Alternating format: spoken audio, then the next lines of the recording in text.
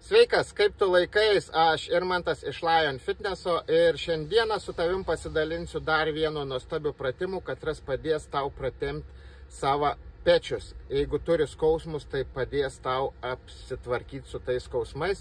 Tau, kaip matai, didelios patalpos nereikia, tau reikia lygios sienos. Tai parodysiu, kaip jį daroma, susirandam lygią sieną, atsistojam tiesiai, užsidedam rankas tiesiai, vienoj linijai. Įkvepiam orą,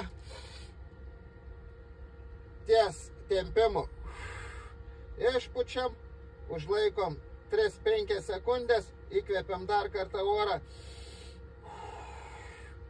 dar biškį patempiam, užlaikom 3-5 sekundės, pasiilsim 10-15 sekundžių ir vėl.